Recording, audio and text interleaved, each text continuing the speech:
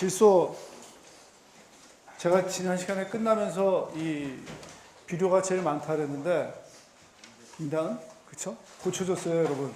비료보다 여기 피드가 더 많네요, 여러분. 피드는 뭐냐면 이 가축 사료 얘기하는 거예요, 여러분.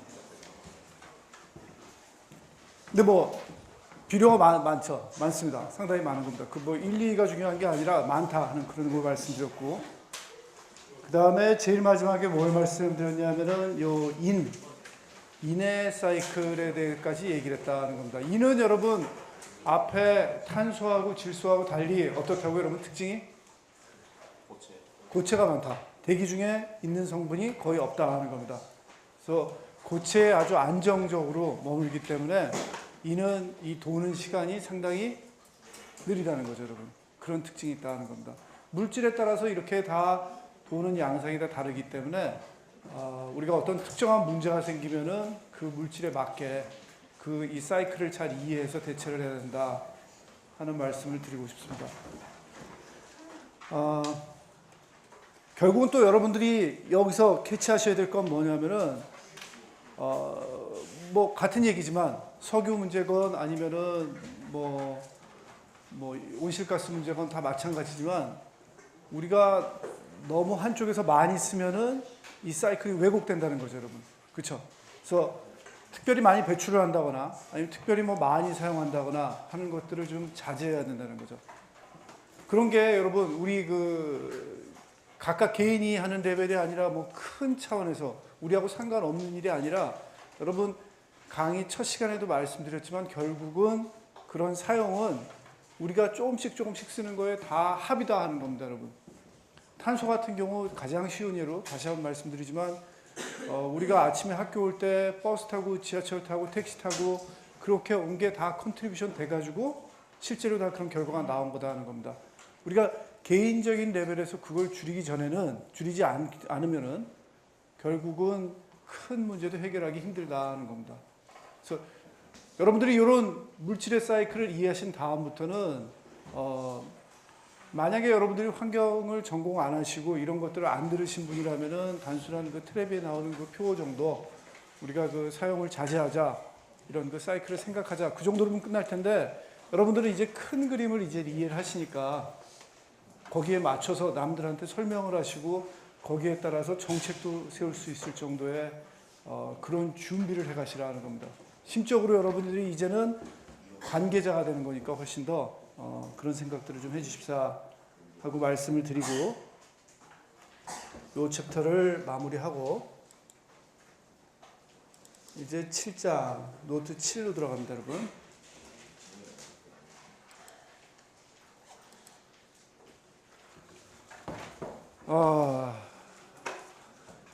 더 가기 전에 요거 한번 또 볼게요. 최승기군은 본 거예요. 그렇죠? 네. 분필이 생겼습니다. 이틀 동안. 자, 여러분, 전 세계 인구가 지금, 이거 뭐야?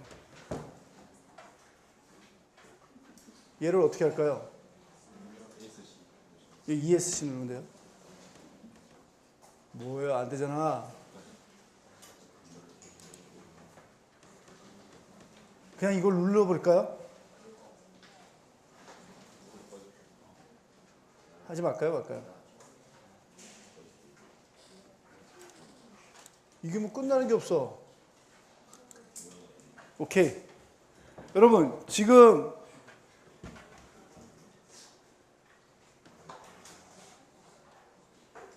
좀만 기다려 봅시다. 뭔가 얘기를 해줄 것 같아요. 여러분, 지금 이 화면을 보시면은 왼쪽에는 미국 인구고 전쪽에는 세계 인구입니다, 여러분.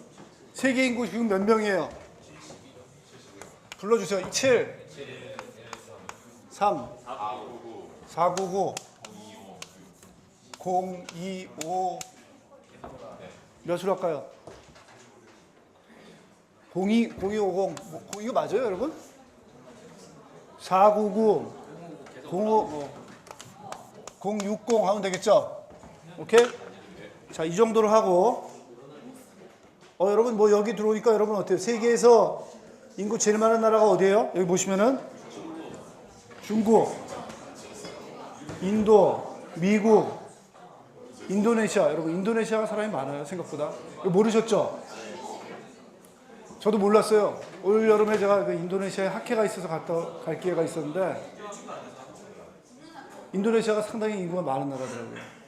그 다음에 5위가 브라질, 6위가 또 파키스탄이에요 여러분. 이것도 모르셨죠? 파키스탄이 이 정도 많은 이유를.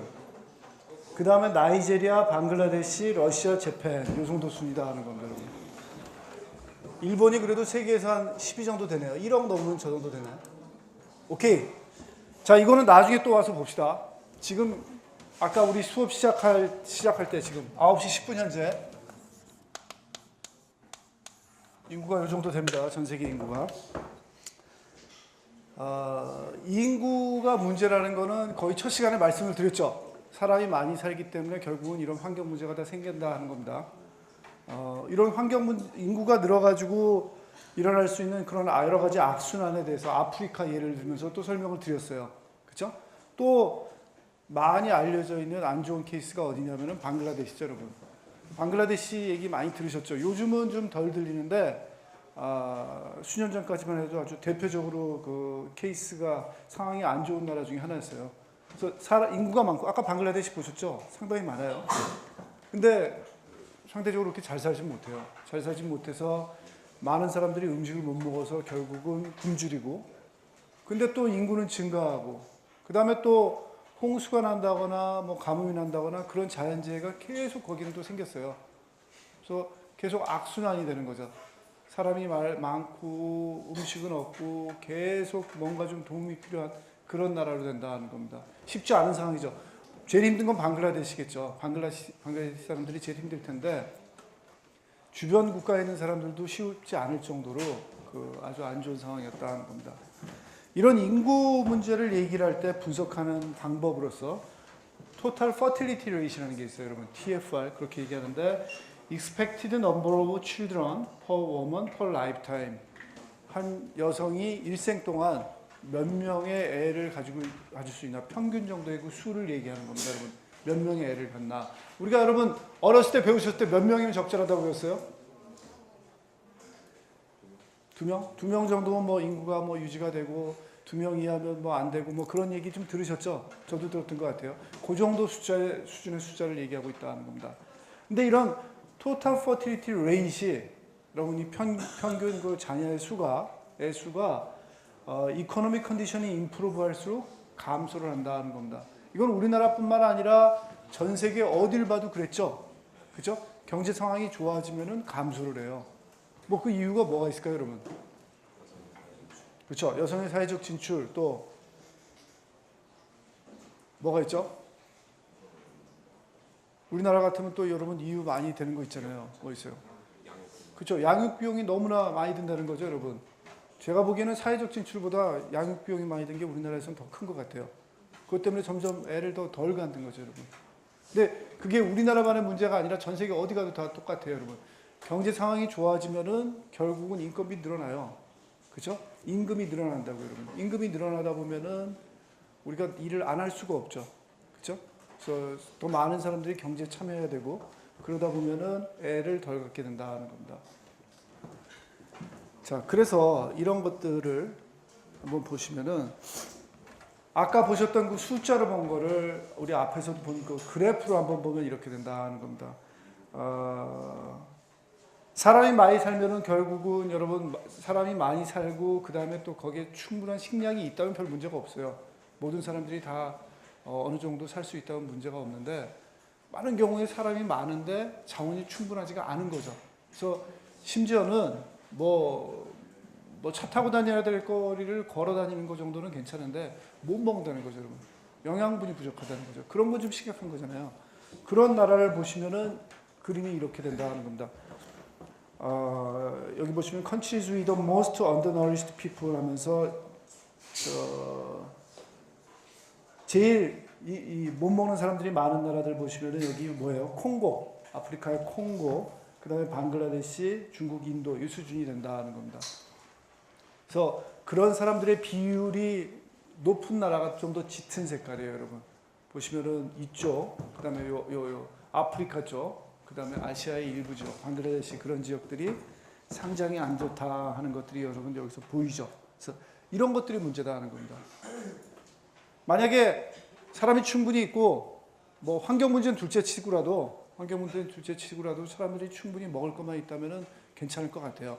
그렇죠? 환경 문제는 해결할 수 있어요. 우리가 공부 잘하면 되잖아요, 여러분. 그렇죠? 우리가 그건 충분히 할 수 있는데 사실 그 식량이 모자란다는 건 아주 심각한 문제죠.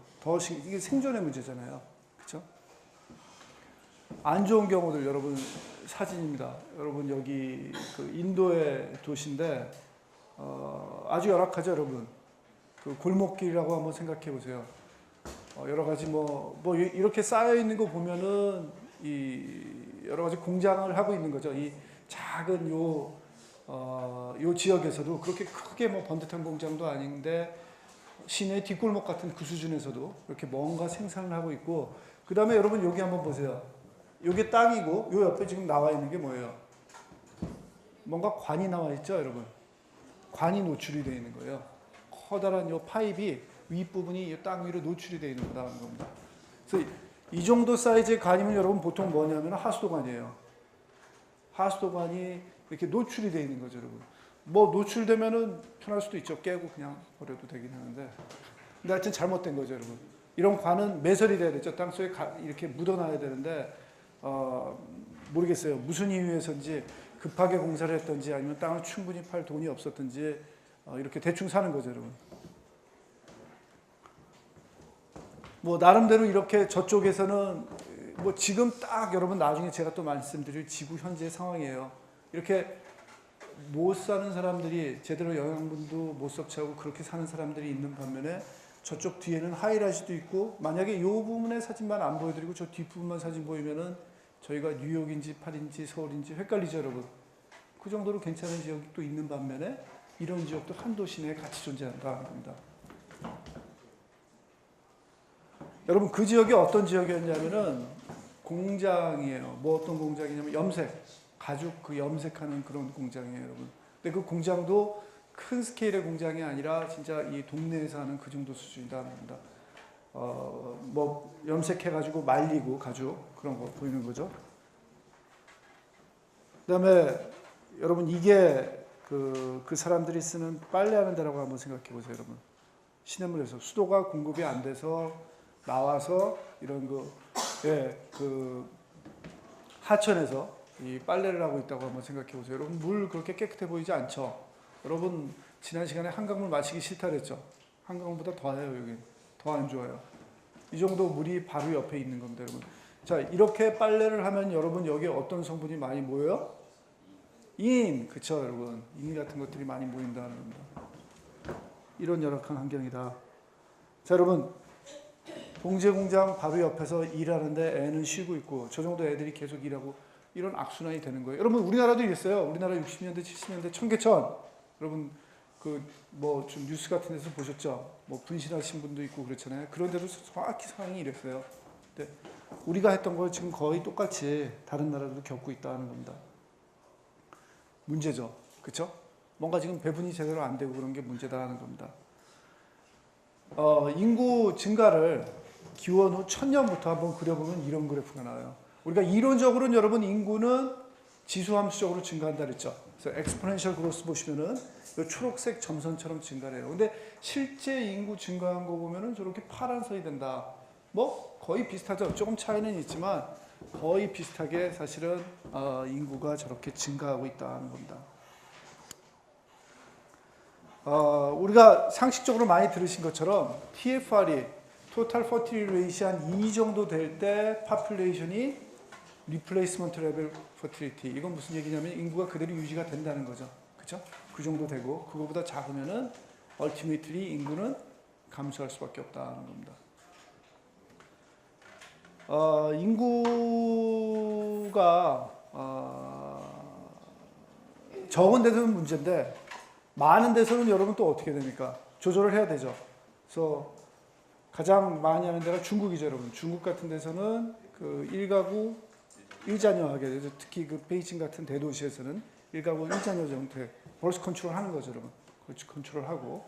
그 다음에 인구가 많이 있었던 데서는 이주를 많이 했죠, 이민을. 우리나라도 이민 많이 가셨잖아요. 미국으로도 이민 가고 뉴질랜드도 이민 가고 호주로도 이민 가고 우리나라 인구 줄고 있다 그러지만 사실은 인구 밀도 높아요, 여러분. 엄청 높아요. 그래서 사람들이 이주하는 거죠, 여러분. 불편하거든요. 인구가 많은 것보다는 인구가 많으면 그런 식으로 된다는 겁니다. 자, 여기서 한 가지 질문 좀 하고 넘어갈게요. 다시 최승기 군은 익숙할 수 있는데 여러분들 의견을 좀 듣고 싶어요. 여러분들 의견을 충분히 들은 다음에 제가 이것도 또 토론을 낼 텐데 여러분 우리나라 지금 인구 정책이 어떻게 됩니까? 몇 년 전까지만 해도 여러분 우리나라 이런 단계였어요. 벌스 컨트롤 해야 된다. 그 다음에 이민을 해야 된다. 그런 단계였는데 지금은 인구 증가율이 감소하고 있죠. 인구 증가율이 감소하고 있습니다. 여러분 인구가 아직 감소한 건 아니에요. 인구 증가율이 감소를 하고 있다는 겁니다. 결국은 인구 증가율이 감소하다가 계속 이게 줄어들면은 인구가 줄어들겠죠. 줄어드는데 아직 거기까지는 좀 시간이 있고 지금 인구 증가율이 감소를 하고 있죠. 왜냐하면은 아까 학생들이 여러분들이 저한테 얘기한 대로 여성들이 일을 하고 또 양육비용이 너무 증가하기 때문에 감당을 할 수가 없어서 애를 덜 낳는 거예요. 여러분들 결혼하면 애 몇 좀 낳고 싶으세요? 아직 생각 안 해보셨어요? 이미 충분히 낳으셨어요? 여러분, 우리나라 인구 증가율이 감소하는 것 때문에 국가에서는 지금 어떤 얘기를 하고 있냐면 여러분, 인구 증가율이 감소돼서 결국은 인구가 유지가 안 되고 감소할 것이 예견되기 때문에 이걸 유지해야 된다. 인구를 유지해야 된다 그러면서 지금은 어떻게 돼요, 여러분? 다자녀 가정을 더 복지적으로 혜택을 더 주고 장려를 하고 있어요. 애를 더 많이 낳게. 여러분 어떻게 생각하세요? 그게 맞다고 생각하세요? 자, 기존의 논리로 생각하면은 그게 맞아요, 여러분. 인구가 줄면은 결국은 우리 항상 그 얘기하잖아요. 우리는 내수가 없다. 여러분 우리 남한의 인구 몇 명이에요? 6천이에요, 5천이에요? 5천이에요? 맞아요? 오케이, 5천 안 좋은 숫자라 그러잖아요, 여러분. 보통 특히 공장 하시거나 그렇게 뭔가 물건을 만드시는 분들은 제조업 하시는 분들은 무슨 얘기를 했냐면은 인구가 한 일본 정도는 돼야, 그렇죠? 세계 한 12 정도, 1억 레벨은 돼야 이 내수 마켓이 된다는 거죠. 내수 시장이 있으면은 우리가 지금 우리 경제가 아주 수출 위주잖아요, 여러분. 외국, 특히 미국, 중국 그런 그 큰 나라에 디펜던트 할 수밖에 없어요. 거기서 물건 안 사가면 우리나라는 끝이에요, 여러분. 그래서 그런 상황을 탈피하기 위해서는 우리가 어떻게 해야 된다는 논리를 피냐면은 내수 시장을 키워야 된다는 겁니다. 그런 내수 시장 1억을 봐야 되는 입장에서 지금 인구를 1억을 봐야 되는 입장에서 5천에서 인구가 더 준다? 이건 아주 페이탈하다는 거죠. 그래서 그러면 안 된다 하면서 더 인구를 유지를 하거나 좀 더 느리는 건 안 되더라도 적어도 유지는 해야 된다 하는 입장에서 정부는 그 정책을 피고 있어요.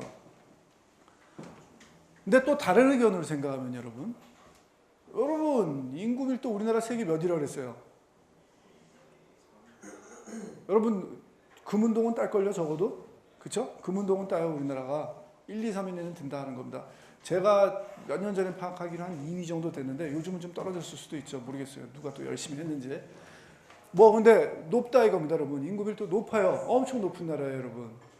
이 나라에서 지금 전체적으로 세계적인 이런 그림을 보고 우리나라 전체를 봐서도 인구가 우리나라에 살 수 있는 실제로 캐링 캐패시티보다 많아 보이는데 이걸 누리고 더 유지를 한다는 거는 환경적으로는 사실은 옳은 해결책이 아니다 하는 사람들도 있어요.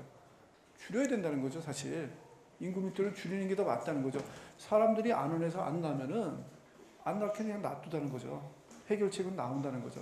물론 대부분 사람들이 너무나 그게 다 버든이 돼서 도저히 못하겠다.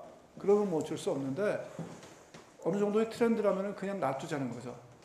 그런 얘기도 있어요. 인구를 줄이자. 그리고 그 사람들이 하는 얘기 뭐냐면은 1억 내수 시장 1억의 그런 마켓을 기대하는 그런 시야는 이미 끝나는 거죠. 안 된다는 거죠, 남한에서. 모르겠어요. 통일이 되면 가능할 수도 있겠죠. 통일이 되면 인구가 더블은 안 되더라도 우리가 한 160%그 정도로 늘잖아요, 여러분.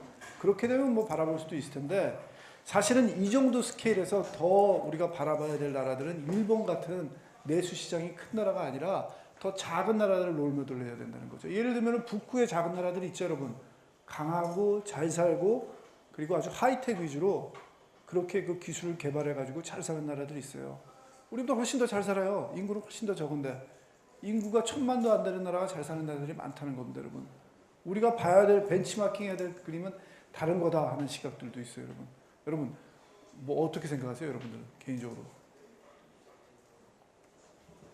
최승기, 어떻게 생각해요? 토론 안 올렸지?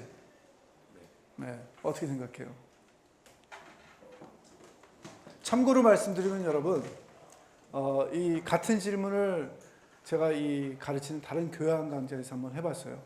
했더니 그때는 이 수업 시간에 질문을 안 하고 여러분 그 수업은 193명인가 그래요, 여러분. 질문 못해요, 제가.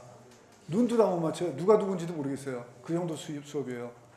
지금도 여러분 제일 뒤에 있는 분들 고개 팍 숙이고 딴짓하면 내가 누군지도 모르겠는데 여러분 그 100명 한번 생각해 보세요. 진짜 모르죠. 그래서 그 수업에서는 아예 온라인 강의에서 이 토론실로 열었거든요. 그래서 시간을 주고 받아보니까 한 10대 명 대답을 하셨더라고요. 한 3분의 2는 현재 정책이 맞다. 한 3분의 1은 두 번째 새로운 패러다임으로 가야 된다 하는 얘기를 하시는 분들도 있었어요, 여러분. 여러분 어떻게 생각하세요? 최승기. 인구 늘어야 된다고 생각하는데 지금 이게 인구가 많은 게 젊은 층이 많은 게 아니고 지금 사회 주류 중장년층이 많아서 한 2, 30년만 지나면 이제 그 밑에 있는 저희들이 이제 이제 노년층을 이제 부양해야 되는데 이제 그게 점점 더 버거지면서 인구는 계속 증가할지 모르겠지만 결과적으로 봤을 때 경제 성장 동력은 지금보다 훨씬 더 줄어들게 되면 그러니까 그 아주 액티브하게 노동에 참여하는 그 인구 비율이 줄어들 거라 이거죠. 점점 줄어들어 가지고 결국 우리나라 전체 액티비티도 떨어질 거고 그 실제 액티브하게 일하는 사람들이 복지면에서 나이 든 사람들을 계속 서포트하니까 여러분들이 나는 좋은데 나는 그때쯤 여러분들이 열심히 일하는 거 그거 가지고 난 놀고 먹으면 되니까 안 할게요. 나도 일할게요. 오케이. 근데 그런 거 생각하시는 거죠. 오케이. 예. 또 그래서 일단 인구는 제가 계속 늘리는 정책 늘리든지 아니면 유지하든지. 예, 오케이. 최소한. 예, 최소한 유지. 김소연 어떻게 생각하세요? 저 김소연하고 한 학생만 더 얘기 들어보고 돼.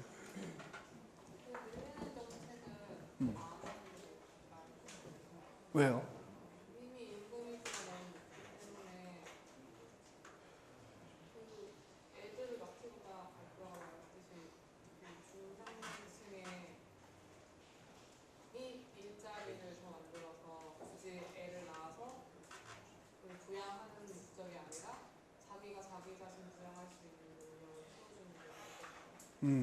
오케이. 좋습니다. 자, 한 사람만 의견 더 들어봅시다. 김우겸, 한번 얘기해 보세요.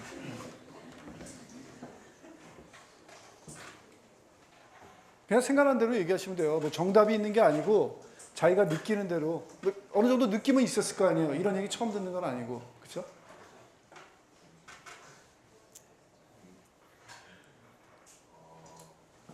손 떼고.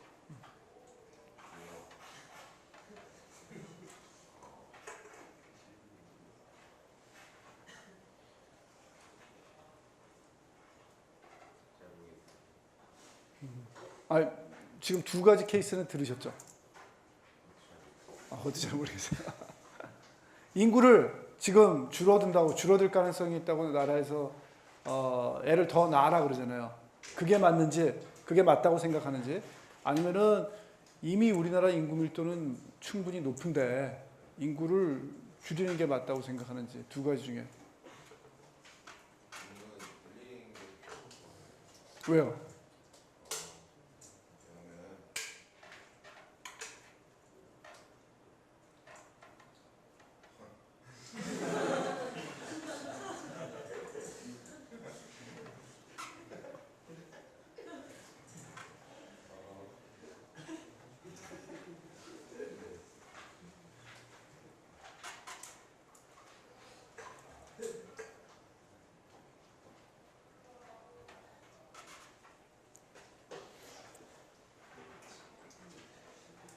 원래 강의법 중에 그런 게 있어요. 질문을 한 다음에 학생들한테 질문을 한 다음에 내가 끊고 들어가거나 아니면은 내가 먼저 답을 해버리면은 학생들이 답을 안 한대요.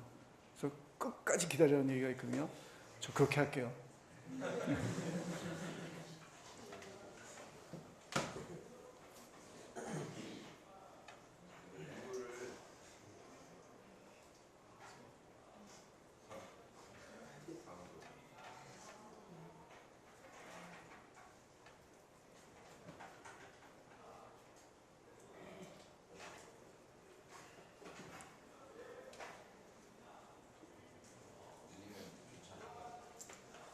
아, 그거 이유를 묻는 거예요. 왜? 더 많은 인재가 나올 수 있다. 그 퀄리티까지 얘기를 하시는 거네요. 양이 아니라. 아. 오케이, 좀 더 생각하시면 좋은 답이 나올 것 같아요. 한번 생각해 보세요. 네. 오케이. 자, 여러분 다양한 의견이 나올 수 있을 것 같아요. 여러분 더 하실 싶은 말씀 있죠? 이것도 토론 열어볼게요, 여러분. 열어서 일주일 드릴 테니까 올려보세요, 여러분들 하시고 싶은 말씀. 근데 토론에 여러분 글을 올리실 때는 약간 논리적으로 쓰셔야 돼요. 왜 그렇게 생각하는지 그 이유를 한번 대보시라는 겁니다. 아시겠죠? 자, 온라인 강의에 가면 토론 있습니다. 거기에 제가 문제를 올리면은 여러분들이 거기 들어가셔가지고 아무 때나 올리시면 돼요. 근데 딱 일주일 후면 클로즈 합니다. 여러분 올리시면은 저는 여러분들 올리신 분들을 다 점수를 드리죠. 그쵸? 그래서 안 올리시는 것보다는 올리시는 게 더 좋죠. 그쵸? 다음 주 수요일 정도 제가 클로징 할게요. 자, 우리나라 인구 문제 그렇다 하는 거 말씀을 드리고, 자, 그 다음에 요 파이 한번 생각해 보세요, 여러분. 요 파이 한번 생각해 보시면은, 저기 피자라고 생각합시다, 여러분. 피자.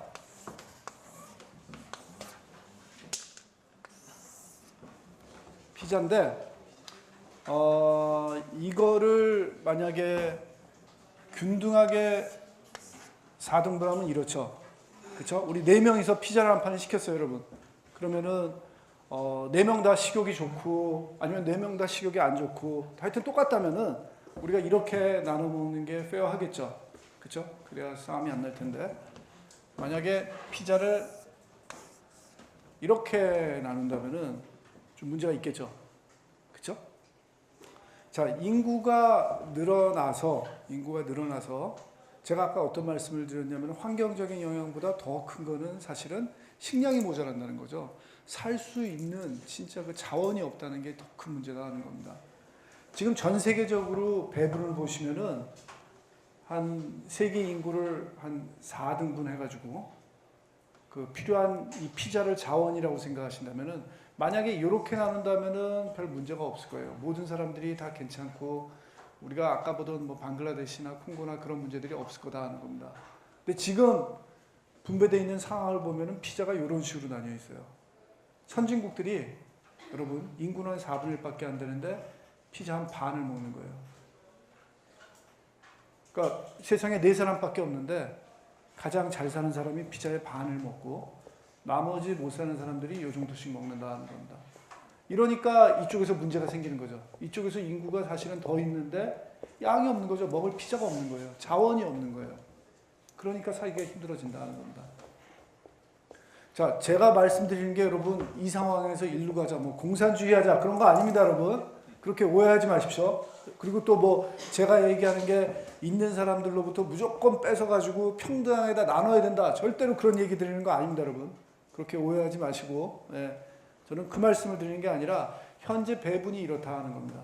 현재 배분이 이렇고 결국은 요거를 있는 사람들이 이렇게 나눠 쓰려면은 어떻게 해야 돼요, 여러분? 사실은 여기서 약간 기꺼이 좀 덜 먹어줘야 된다는 거죠. 덜 먹어주고 우리가 좀 쉐어해주면 좋다는 거죠. 우리가 뺏을 수는 없어요, 여러분. 뺏을 수는 없어요. 그거는 진짜 한판 하자는 거죠. 한판 하자는 거고 한판 하는 그런 경우는 없습니다. 전쟁이나 그런 경우는 없는 거고 공산주의 그렇게 나누는 건 없는 거고 만약에 여러분들이 좀 더 쉐어할 수 있다면 얼마만큼 쉐어하겠냐 하는 겁니다. 뭐 심정적으로야 지금 딱 생각해 보시면 뭐 까짓거 나눠 먹지 그럴 텐데 문제는 뭐냐면 이게 쉽지가 않다는 거죠. 왜냐하면 우리의 라이프 스타일이 너무나 피자 반판을 다 먹는 거에 익숙해 있다는 거죠. 반판을 계속 먹던 사람한테 갑자기 4분의 1 먹으라 그러면 와우 쉽지 않죠, 여러분. 그쵸?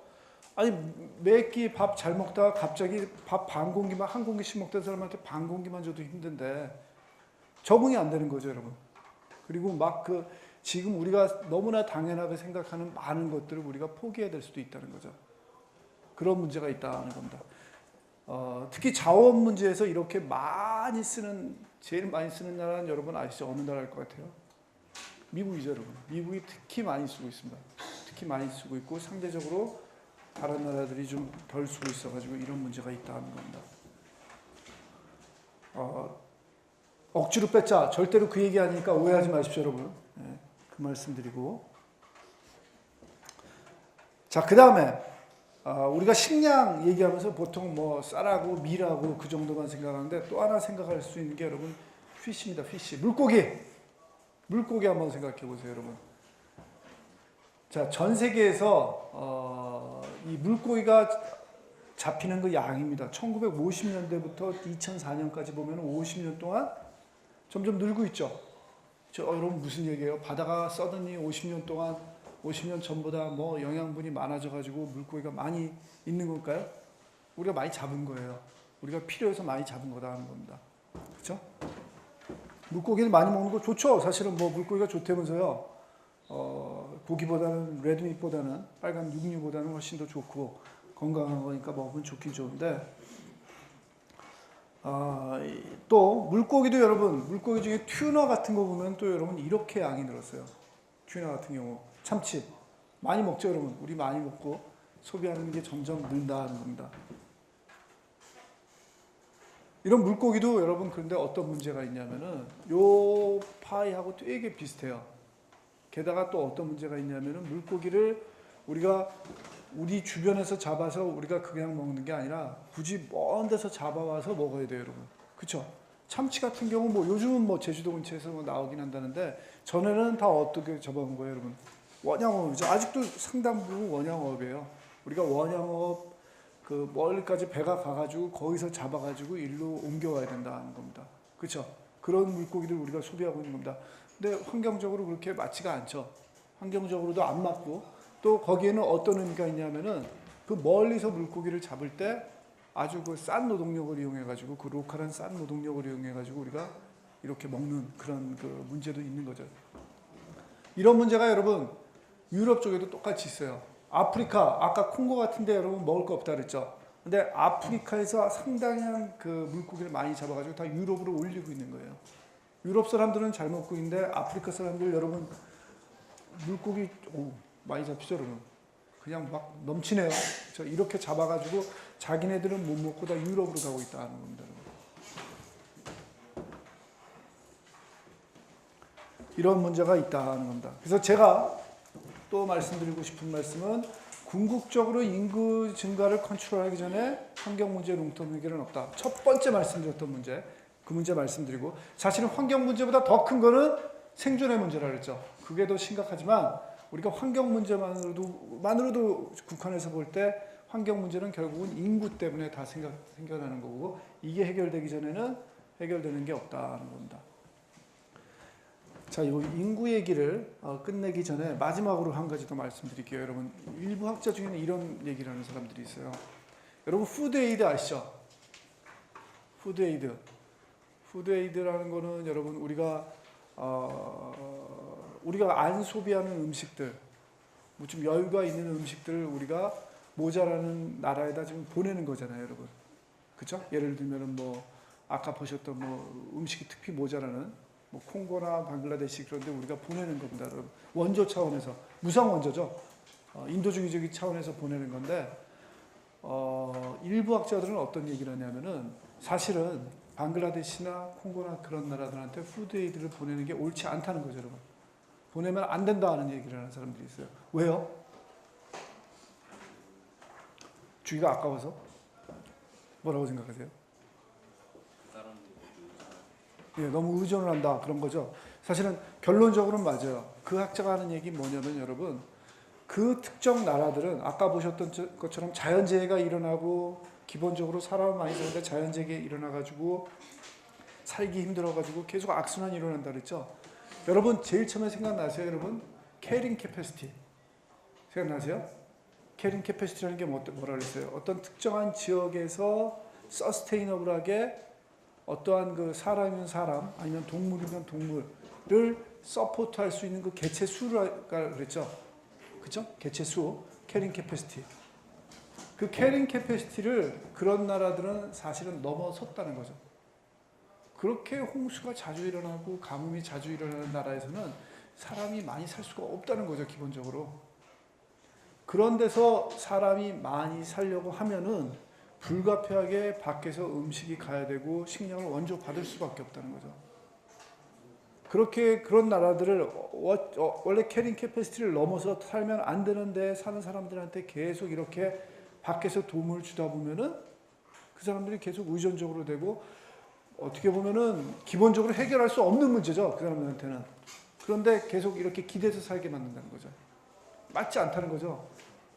차라리 푸드에이드를 더 줄이고 거기서 사람들을 이주시키는 게 더 맞다는 거죠. 그런 얘기를 하는 사람들도 있습니다. 여러분. 여러분 어떻게 생각하세요?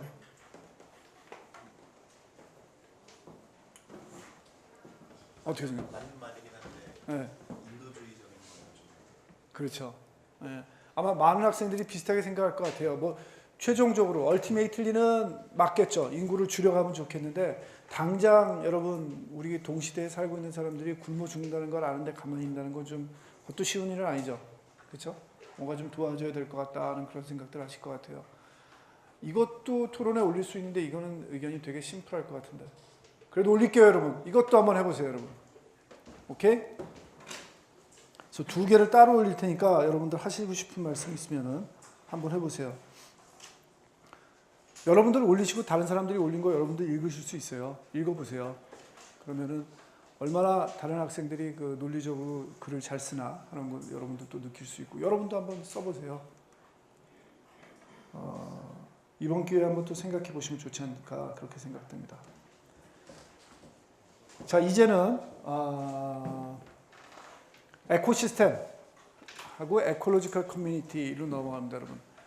자, 여태까지 뭐 인구 얘기도 했고 뭐 물질이 순환하고 뭐 그런 얘기했는데 이제는 보다 근본적인 생태계를 한번 보자는 겁니다, 여러분. 우리가 환경 얘기를 할 때 여러분 꼭 빼지 않을 수가 없는 게 생태학이죠. 생태학, 생태 문제라는 거죠, 여러분. 생태라는 게 결국은 뭐예요? 여기서도 그 정의를 하겠지만 여러분 딱 생태라는 얘기를 들으면 무슨 생각 나세요? 생태 뭘까요? 김수지, 생태 뭘까요? 강수지, 쏘리, 예, 눈이 나빠요. 강수지, 생태.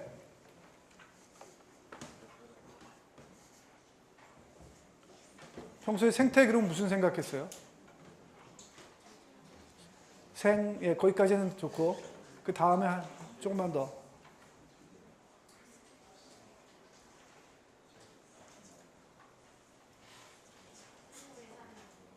생물이 사는 곳? 여러분 아주 스마트해요. 곳이라고 하면은 약간 그 물리적인 공간을 얘기하는데 거라는 아주 일반적인 거를 얘기할 수 있는 그런 대명사를 써가지고 많은 것들을 포함시키는 그런 대답을 했습니다. 강수지 맞습니다. 생물이 사는 거 정확합니다. 여러분 어떻게 보면은 생물이 사는 거라는 게 여러분 결국 뭐냐면 생물이 사는 방식, 생물이 사는 곳, 뭐 그런 것들을 다 포함한 얘기죠. 그래서 강수지의 데피니션을 따라가지고 생태계를 우리가 어떻게 디파인할 수 있냐면 이렇게 디파인할 수 있다는 겁니다. 에콜로지컬 커뮤니티, 그러니까 생태 커뮤니티라는 거는 살고 있는 그 생물들의 그 여러 가지 종들을 얘기하고 있는 거죠. 어떠한 특정한 지역에 살고 있는 여러 가지 종들, 그리고 플러스 non-living environment. non-living environment라는 거는 생명체가 없는, 생명체가 아닌 무생물 환경을 얘기해주고 있다는 겁니다. 자, 우리 한양대학교 캠퍼스의 생태계라고 생각한다면은 여기에 있는 에콜로지컬 커뮤니티에 참여하는 종은 뭐가 있을까요, 여러분? 우리 한양대학교 서울 캠퍼스의 에콜로지컬 커뮤니티 종들 여러분 뭐 있죠? 사람 또 고양이 보셨어요? 어디서 보셨어요? 학교에 많고 아 그래요? 들고양이 수준 아니면은 그 식당에서 키우는 수준? 들고양이. 들고양이 있을 수 있죠, 그렇죠? 또 비둘기, 그렇죠? 또 원래 그렇죠, 각종 벌레들, 쥐 당연히 있겠죠, 여러분. 또 나무, 그렇죠? 여러분들이 너무 동물만 얘기하셨어요. 나무, 그렇죠? 풀 그런 것들 다 우리 요 생태계 안에 포함된 거죠, 그렇죠? 그게 에콜로지컬 커뮤니티고, 그 다음에 non-living environment는 뭘까요? 우리 한양대학교 서울 캠퍼스의 non-living environment. 건물, 또 흙, 또 정혜성, 뭐 할 얘기 있는 것 같아요. 또 뭐 있어요? non-living environment가 뭐가 있냐고.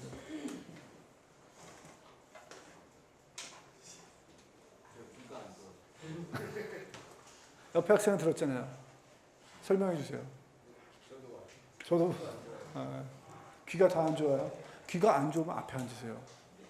꼭 앞에 앉으세요. 앞으로. 기대합니다. 다음 시간부터 요 앞줄에, 제일 앞줄에. 네. 자, 한양대학교 서울 캠퍼스라는 생태계라고 생각을 할 때 그 생태계의 생명체들, 지금 종들 막 우리가 얘기했거든요.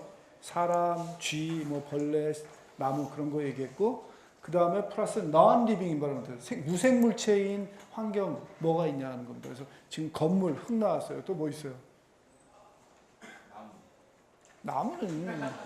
나무는 생명체잖아요. non-living. 뭐 있을까요? 책상. 오케이. 넘어갑시다. 또 하나만 더. 그건 안 쳐줄래요. 지금 일체형이에요. 네.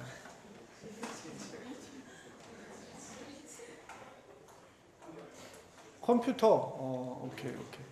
약간 좀 주변으로 돌았는데, 그래도 뭐 그것도 우리 생태계 환경이죠. 왜냐하면 여러분들이 여기는 공부하는 어떻게 보면 그런 생태계니까 컴퓨터 그런 것도 다 중요하죠, 의자도. 그렇죠? 그런 것들도 다 있다 하는 겁니다. 뭐 공기도 될 수 있겠죠. non-living environment로. 공기도 될 수 있을 거고. 우리 학교의 단점이 뭐냐면 여러분, 물이 없어요. 그렇죠? 좀 호수 같은 게 하나 딱 있으면 좋은데, 우리 학교 캠퍼스에 그런 게 있어요, 여러분. 캠퍼스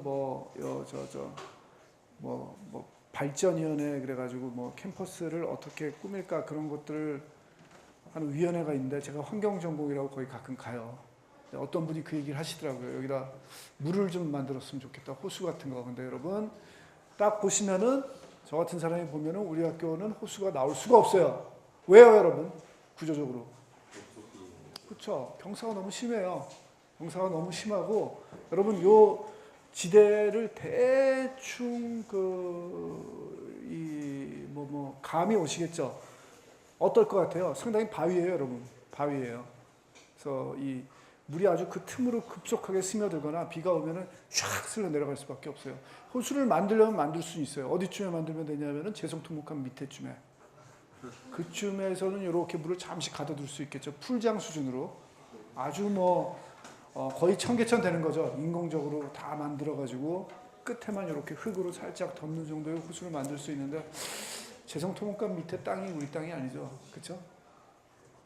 그 밑에 중량천이 있으니까 만족합시다. 그렇죠? 물은 못 만든다. 물 만들려면 여기 여러분 HIT 앞에 정도, 그 정도에다가 만들 수도 있겠죠. 근데 아주 퓨얼리 인공적인 호수가 될 수밖에 없습니다. 밑에도 다 여러분 차수막 깔아야 되고, 차수막이 뭔지 아세요, 여러분? 나중에 배우는데 물이 못 틀어 내려가도록 아주 여러분 비닐을 깐다고 생각하시면 돼요. 비닐을 팍 밑에 깔아가지고 안 보이게 깔죠. 보이게 깔면 여러분 창피하잖아요. 그렇죠? 안 보이게 깔고 흙을 덮어가지고 물이 안 스며들게 그렇게 하면 만들 수 있다는 겁니다. 여러분 청계천 그렇게 만들어 있어요. 들으셨죠? 청계천 여러분 원래 그게 건천이고, 이게 비가 오면은 물이 샥샥 스며드는 모래거든요. 모래인데 물이 계속 흘러야 되니까 밑에다 지금 다 이렇게 깔아놓은 겁니다. 물이 밑으로 안 흘러내도록. 그래서 물이 우리가 보이기에 위로만 이렇게 흘러내려갈 수 있도록 위량이 유지되도록 그렇게 해놓은 데다는 겁니다. 자, 그래서 생태계는 이런 것들을 생태계라고 한다는 겁니다. 자, 생태계라 그러면은 여러분 어떤 생태계 얘기할 수 있을까요? 한양대학교 서울 캠퍼스도 하나의 생태계고 또 우리 교실 이거 생태계라고 할 수 있을까요? 정혜성? 정혜성이 그런 거였네? 그래요? 왜요? 약간 잘못 대답, 아니, 한번 얘기해 보세요. 왜? 나는 사실은 약간 아니라고 대답하고 싶었거든요. 근데 그렇게 얘기해 주셔가지고 혹시 내가 미스하는 게 있나 해서 어떤 면에서 생태계라고 본 거예요? 내가 미스한 건 없어요? 계속 열심히 하면 돼요?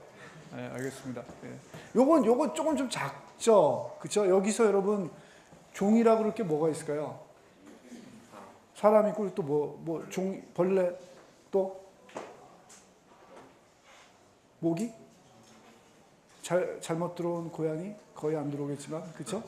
그 정도밖에 없죠. 기본적으로 여러분 생태계 그러면 여러분 우리 뭐 생각하세요? 여러분들 우리 어렸을 때 배운 거 있잖아요. 생태계 하면 거의 똑같이 떠오르는 거 뭐 있어요?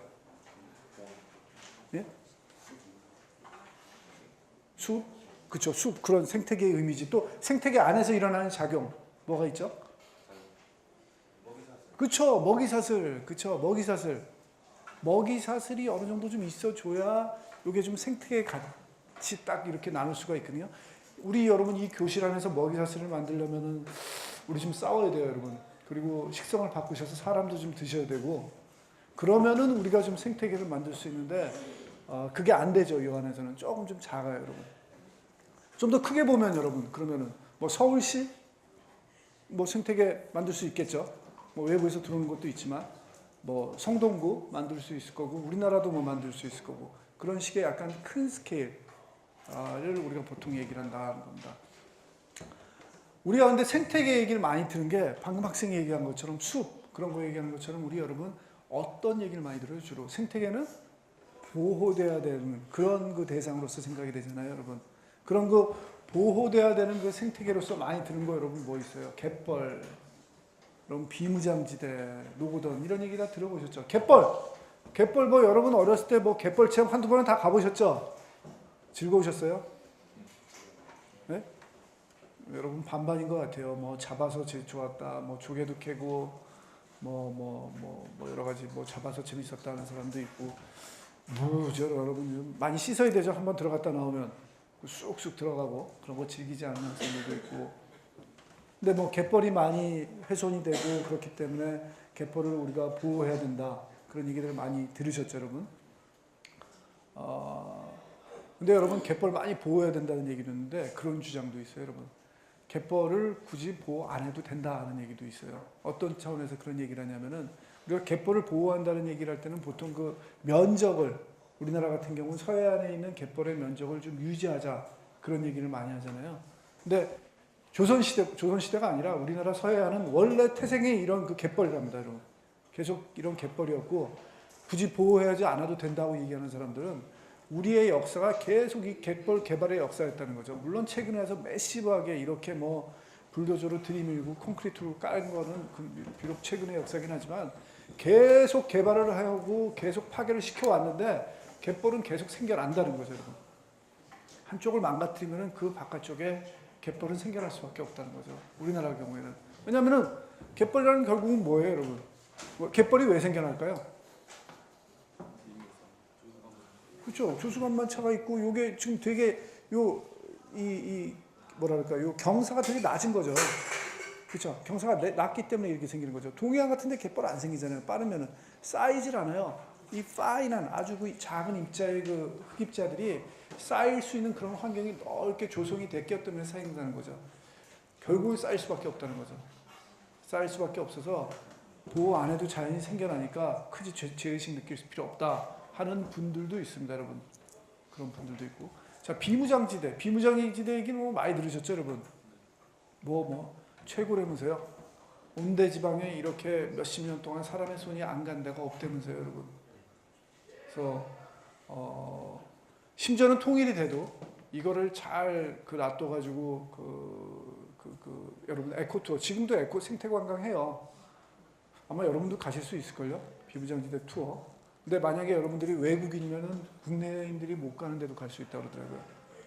최근에 알아보니까 우리는 못 가는데 그 외국인들이 이렇게 갈 수 있는 데가 또 있다고 하더라고요. 국내 사람들 왜 못 가게 할까요, 여러분? 얼마 전에 어떤 사람 또 넘어가려다가 총 맞았다면서요, 여러분. 뭐 그런 경우가 생길까 봐 그러는지 잘 못 가게 하는데 아주 보존이 잘 된 그런 지역이죠, 여러분. 노고단 얘기는 들어보셨어요, 여러분? 노고단 어딘지 아세요? 지리산, 그쵸? 지리산 윗부분에 있죠. 노고단 제가 그 사진은 안 가져왔는데 노고단이 어땠냐면은 노고단 여러분 지리산에 위에 있는데 다 알고 우리는 꼭 그렇잖아요, 여러분. 산에 가면은 올라가야죠. 끝장을 봐야 되잖아요, 여러분. 그래서 노고단을 엄청 많이들 사람들이 올라갔어요. 그래서 올라가가지고 원래는 풀이 잘 있고 아주 자연적으로 잘 조성이 된 그런 이 넓은 풀밭 같은 데인데 여러분 어느 정도 수준이 됐냐면 그 비디오 보시면 제가 계속 말씀드리면은 신소재공학관 앞에 화단 수준이 됐다는 겁니다. 신소재공학관 앞에 화단 보셨어요? 아직도 못 보셨어요, 여러분? 오늘 내려가면서 꼭 보세요. 신소재공학관하고 평행된 화단인데 가장 신소재공학관에 가까운 화단이에요. 근데 그 중에서도 가장 박물관 쪽에 가까운 쪽을 한번 가보세요, 여러분. 가보시면은 거기가 화단인지 뭔지가 잘 모르실 정도로 아주 그냥 경화된 그런 흙들이 있어요. 그래서 여러분들이 조금 있다가 내려가서 보실 그 정도 흙들이 노고단에도 그렇게 돼버렸다는 겁니다. 풀 한 폭에 앉아가지고 여러분 완전히 흙이 다 다져져가지고 완전히 죽은 생태가 돼버린 거죠, 여러분. 그런데 이 노고단을 복원을 했어요. 어떻게 복원했냐면은 지금도 하고 있는 것처럼 여러분 휴식연제 있죠. 한동안 그 사람들을 못 들어가게 해요. 입산 금지를 시킨다고요. 노고단 지역을 한 몇 년 동안만 입산 금지, 그 지역 아주 작게 해놓으니까 아주 훌륭하게 복원이 됐어요. 근데 여기는 약간 인위적으로 심은 것도 있긴 있었는데 복원이 되더라는 겁니다. 자, 여러분 여기서 시사하는 바는 뭐예요, 여러분? 케이스마다 다르죠. 갯벌 같은 경우는 어때요, 여러분? 뭐 자연적으로 생겨날 것 같고 우리가 사실 케어 안 해줘도 될 것 같다는 그런 일말의 그런 그 희망이라도 있고, 비무장지대 같은 경우는 만약에 우리가 어떻게 했다면 금방 망가질 정도의 상당히 괜찮은 땅인데 그냥 놔두니까 또 보존이 되고, 노고단 같은 데는 훼손됐더라도 우리가 조금만 시간을 주면은 우리가 조금 개입하긴 했지만 자연이 알아서 복원을 한다는 거죠, 여러분. 복원이라는 단어가 맞지 않을 수도 있어요, 여러분. 복원이라는 단어를 보시면은 여러분 들으시면은 어떤 생각이 나세요? 복원. 거기서 원이라는 거는 여러분 이 원입니다. 으뜸원 맞나? 아니다, 으뜸원 아닐 것 같다. 죄송합니다. 으뜸원이 아니고 본래를 얘기하는 원으로 가야 되겠죠, 그렇죠? 복원. 그러니까 자신이 없어서 못 쓰겠는데 제가 지금 헷갈리고 있는데 삼수변을 붙여야 될까 말아야 될까. 그래서 감히 추라이를 안 하고 지금 안 쓰겠습니다, 여러분. 여러분만 있으면 마음 놓고 쓰겠는데 지금 또 비디오도 찍는 관계로 여러분 안 쓰겠습니다. 그러니까 원래로 돌린다는 거죠, 여러분. 생태계를 원래로 돌린다는 게 말이 될까요? 될 것 같아요, 여러분. 어떨 것 같아요? 여러분 생태계는 한번 망가지면은 원래 상태 비슷하게는 돼요. 비슷하게는 되는데 똑같이는 안 돼요, 여러분. 뭐 우연히 될 수는 있겠죠. 우연히 될 수 있는데 원래하고 똑같이 된다는 거는 여러분 어떻게 된다는 거예요? 그 안에 살고 있는 종들의 분포, 종의 종류뿐만 아니라 그 각 종의 개수, 그 다음에 그 안에 있는 그 non-living environment, 물, 공기, 흙, 그런 것들의 양, 분포, 그 다음에 요것뿐만 아니라 그들의 상호작용까지 똑같이 카본 카피가 돼서 똑같이 돼야 되는데 그렇게 되긴 되게 힘들다는 거죠, 여러분. 그럼에도 불구하고 생태계 복원, 원래 상태로 돌리려고 노력하는 거, 그 자체만으로서도 복원이라는 표현을 쓴다면은 노고단 케이스를 보시면은 복원이 가능하다는 거죠. 완전히 망가져서 안 되는 데도 있어요. 근데 어느 정도 되는 것을 우리가 확인할 수가 있다는 겁니다. 우리가 아는 것보다 상당히 많은 게 이 생태계 안에 있다는 겁니다. 그래서 자, 이 생태계에 관해서 공부를 한번 해볼게요. 자, 다시 한번 말씀드리지만 생태계는 영어로는 에코시스템이고 에콜로지컬 커뮤니티에다가 그것이 살고 있는 무생물체의 환경을 같이 다 더한 거다 하는 겁니다. 근데 실제로는 여러분 단지 요 두 성분의 합이 아니에요. 합 플러스 요 보이지 않는 우리가 설명 못하는 우리가 아직도 파악 못하는 상호작용까지 다 포함이 된다는 겁니다. 아시겠죠? 이 안에서는 뭐가 있냐면은 우리가 앞에서 배운 케미칼 엘리먼트의 사이클링이 있다. 물질이 순환을 한다는 겁니다. 카본도 순환하고 질소도 순환하고 물도 순환하고 그 다음에 에너지 플로우가 있다는 겁니다. 에너지 플로우라는 게 여러분 뭐죠? 에너지 우리 뭐 여러분 이 생태계에서 에너지 있어요? 무슨 에너지를 얘기하는 걸까요? 에너지.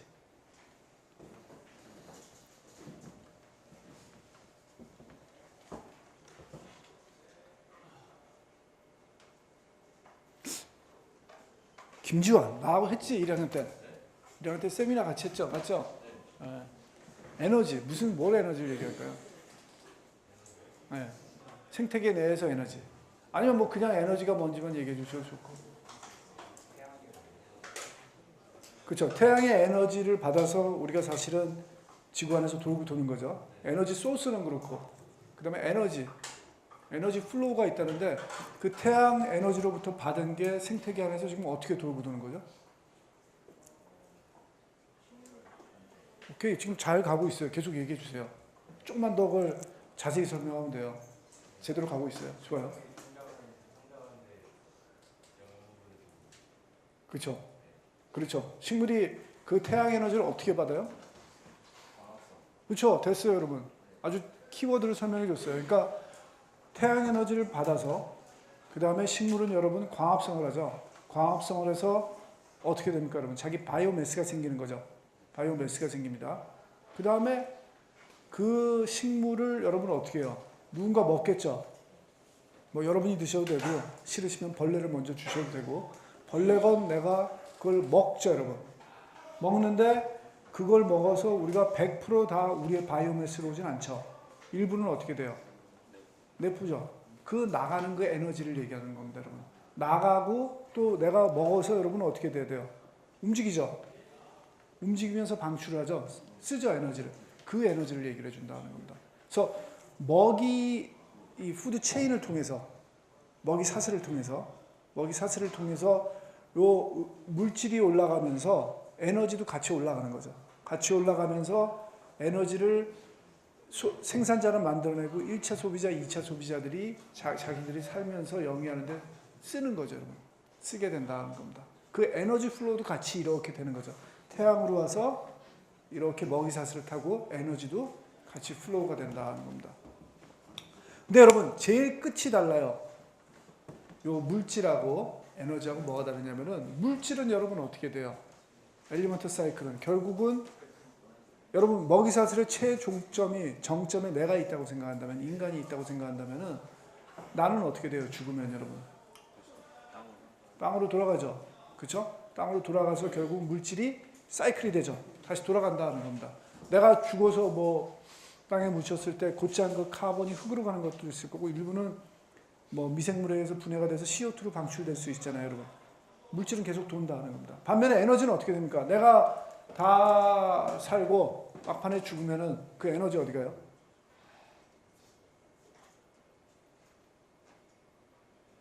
여러분 나를 먹는 애가 누가 있죠?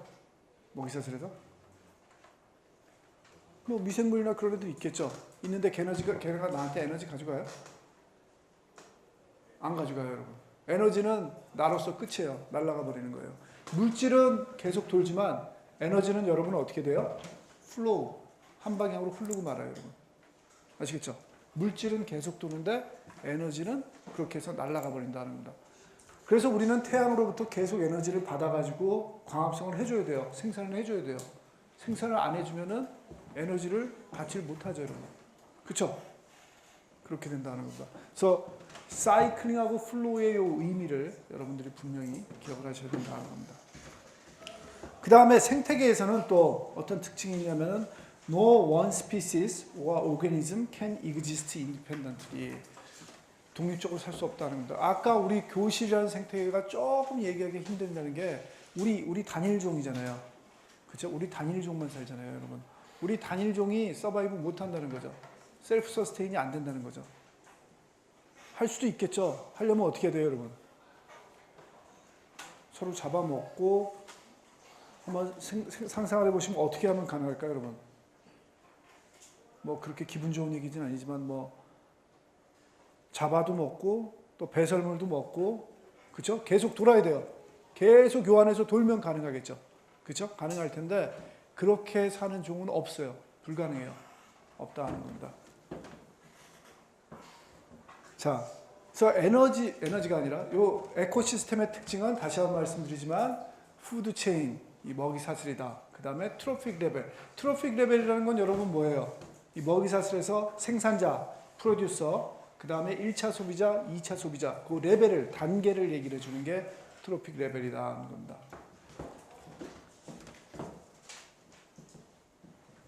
야, 먹이 사슬이 여러분 뭐예요? 먹이 사슬이 요렇게 한 개의 흐름을 먹이 사슬이라고 얘기한다면은 요렇게 흐름이 여러 개가 모인 게, 그러니까 요렇게 한 개의 흐름을 푸드 체인이라고 한다면은 요렇게 여러 개가 모인 게, 한 생태계 내에서 여러 개가 모인 걸 뭐라 그러냐면은 푸드 웹이라고 그러죠. 웹. 예, 저기 먹이 그물이라고 배웠어요, 여러분. 먹이 그물. 그렇게 얘기하는 거죠, 여러분. 지금 다 가리고 웹만 남았는데 저기 웹, 푸드 웹이라고 한다는 겁니다. 한 줄은 여러분 뭐예요? 푸드 체인, 먹이 사슬. 요 전체는 먹이 그물, 푸드 웹이다 하는 겁니다. 자, 이 경우는 어디냐면 육상, 티피칼 육상에서의 푸드 웹을, 먹이 그물을 얘기를 해주고 있다는 겁니다. 여러분들이 상식적으로 알고 있는 얘기 그대로 다 나오죠. 풀이 있네. 풀 있고 벌레 먹고 새로 가고 큰 새로 가고 뭐 얘가 재료에 있네요. 그렇죠? 얘가 재료에 있고 그 다음에 얘네가 죽으면은 이렇게 된다. 얘네가 지면 이렇게 분해자가 된다는 겁니다. 자, 여러분 여기서 이 얘기 하나 할게요. 여러분 이걸 하나의 생태계로 한다면은 우리가 생태계를 보호해야 된다 그런 얘기를 할 때 특히 요즘 와서 많이 듣는 얘기인데 어떠한 특정한 한 종을 보호해야 된다는 얘기가 되게 많이 나오죠. 예를 들면은 여러분 미국 사람들 같으면은 자기네 독수리 좋아하잖아요. 독수리가 그 나라 그거고 그다음에 독수리의 일종의 콘돌이라고 여러분 들어보셨죠? 독수리 같은 놈인데 이거 뭐 특히 뭐 약간 대머리인 놈도 있고 아주 우리나라 매 같은 거죠. 아주 크게 돌아다니면서 여러 가지 고기 뭐 잡아먹는 그런 거에 되게 집착을 해요. 우리나라 같으면 여러분 뭐에 집착했어요? 최근에 여러 사태를 보시면은 뭐 그런 얘기 들어보셨잖아요. 터널을 만들어 이러는데 예? 뭐였죠? 도롱뇽 케이스도 있었죠. 또 뭐 있어요, 여러분? 최근에 지금 맹꽁이도 나왔어요, 여러분. 맹꽁이도 보호해야 된다 그러면서 어떤 개발을 하지 말라는 그런 얘기가 나오는데, 자, 보통 우리가 생태계를 보호해야 된다 하면서 지금 약간 잘못된 시각이 뭐냐면은 보통 보호하자고 하는 게 그 생태계 내에 있는 약간 멸종위기에 처한 소수 종들을 보호하자는 얘기가 나와요, 여러분. 소수 종들을 보호하자는 얘기가 나온다는 겁니다. 뭐 맹꽁이나 여러분 예를 들어서 뭐 도롱뇽 정도면 어느 수준일까요?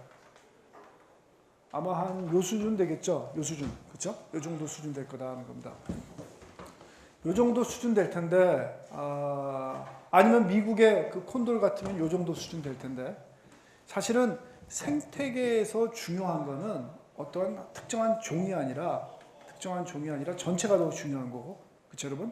그리고 굳이 한 가지 종을 고르라면은 어떤 종을 골라야 되냐면은 눈에 잘 띄고 멸종위기에 처했다 그래서 그거를 꼭 보호해 준다는 건 아니에요. 그거보다는 어떤 종이 중요하냐면은 거기서 아주 중추적인 역할을 하는 그런 종, 키스톤 스피시즈라고 그래요, 여러분. 키스톤 그러면 여러분 우리말로 뭐예요? 주춧돌이라고 그러죠? 그렇죠? 키스톤 스피시즈.